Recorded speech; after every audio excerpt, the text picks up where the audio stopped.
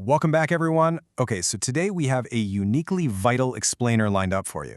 We're jumping right into Lesson 13 of our Introduction to GMP series, and we're looking at something that fundamentally surrounds literally everything we do in pharmaceutical manufacturing: safety and environmental protection. We're going to explore how good manufacturing practice, or GMP, doesn't just sit in a vacuum. It actually fits perfectly inside the much broader framework of occupational safety and environmental protection. Here's a super quick look at our roadmap for today's Inside Out journey. We'll cover the dual mandate, hazards and controls, waste and sustainability, handling the unexpected, critical intersections, and finally, our takeaways and check. Okay, let's dive into this.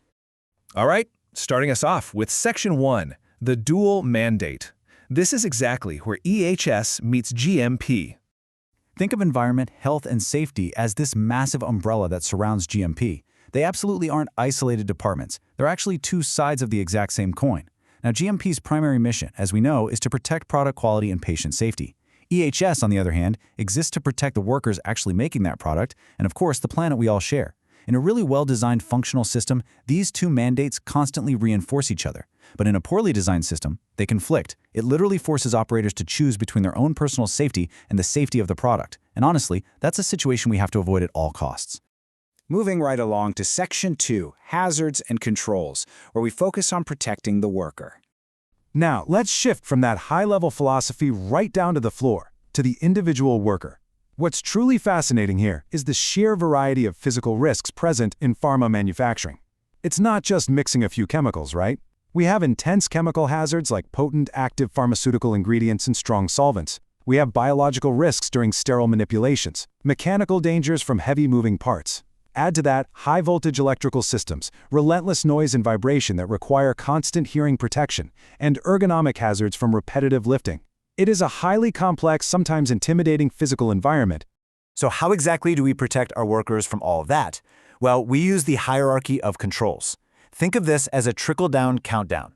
We always start at the top with Step 1, elimination. Completely removing the hazard from the equation is always vastly superior to anything else. If we can't eliminate it, we move to Step 2, substitution, finding a less hazardous alternative.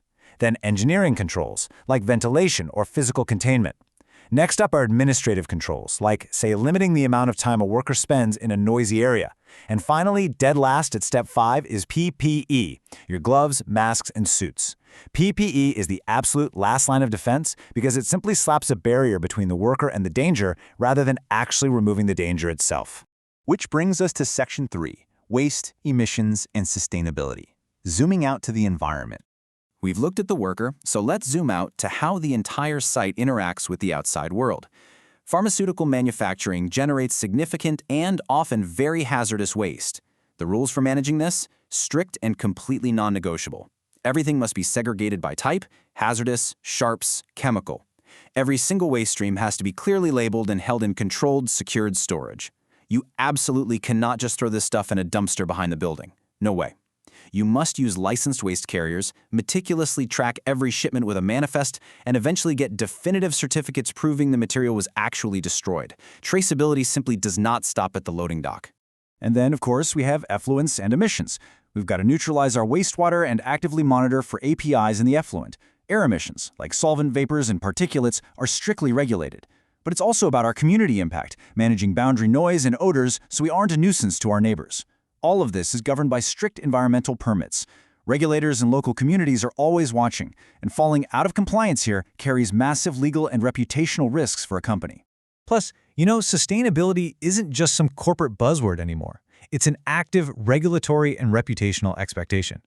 We're talking about aggressively targeting energy and water reductions, seeking out green chemistry solvent alternatives, making really hard decisions about the life cycle of single-use plastics versus reusable equipment.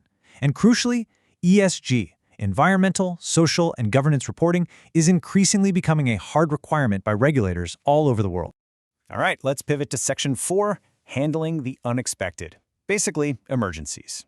Because let's face it, no matter how perfectly we engineer our controls or track our waste, things will occasionally go sideways. Emergency preparedness is all about resilience. It covers fire drills, chemical spill kits with fully trained responders, backup generators for those critical cleanroom systems, pandemic continuity plans, and having trained first aid staff on every single shift. But the most important takeaway here? Having an active communication escalation tree. These emergency plans have to be living, breathing, frequently rehearsed procedures. A dusty binder just sitting ignored on a supervisor's shelf, yeah, that's entirely useless when the fire alarm actually rings. Now for Section 5, the critical intersections. This is where EHS and GMP directly collide. This right here is kind of the climax of our explainer. It brilliantly illustrates exactly where these disciplines meet on the manufacturing floor. Take a cleaning agent, for example. The GMP requirement is that it absolutely must provide effective sanitation to protect the product. But the EHS requirement demands that the exact same chemical must be tolerable and safe for the workers applying it. Or look at ventilation. GMP needs it to maintain cleanroom classification, while EHS needs it to ensure worker exposure limits aren't exceeded. Every major process decision literally has to satisfy both safety and quality simultaneously. But what happens when we don't? What exactly goes down when EHS fails? Well, here is the stark reality of it. A workplace incident almost always becomes a product quality event. EHS failures just don't happen in a vacuum. They inevitably ripple outward to cause serious GMP deviations. So the crucial point here is understanding these real-world domino effects, and believe me, auditors absolutely look for these flags. If an operator is issued the wrong PPE, it doesn't just put them at risk, it sheds particles, leading straight to product contamination.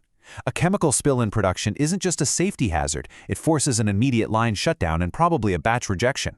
If the HVAC fails and causes a heat stress event for the operators, they become fatigued, which leads directly to rushed, error-prone work and critical documentation mistakes.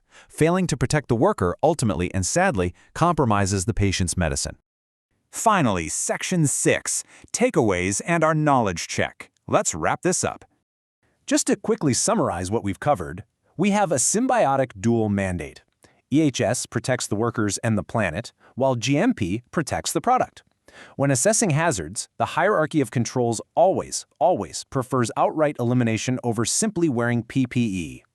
Waste must be meticulously segregated and tracked all the way to destruction. Facility effluents and emissions have to stay strictly within local permit limits. And finally, emergency plans are totally worthless unless they are actively rehearsed by the team. All right, time for a quick self-test. Thinking back to our trickle-down safety narrative from earlier, in the hierarchy of controls, what is the most preferred option to protect workers? Is it personal protective equipment, administrative controls, or the total elimination of the hazard? The answer is, of course, the elimination of the hazard. Always remember that PPE is the absolute last line of defense. And that really leaves us with a critical question to carry forward into your daily operations. Does true safety in your facility mean finding better ways to hide from the danger, or does it mean doing the really hard work to remove that danger completely? Think about that one as we wrap up this lesson. Thank you so much for joining me for this explainer, and I'll see you in the next one.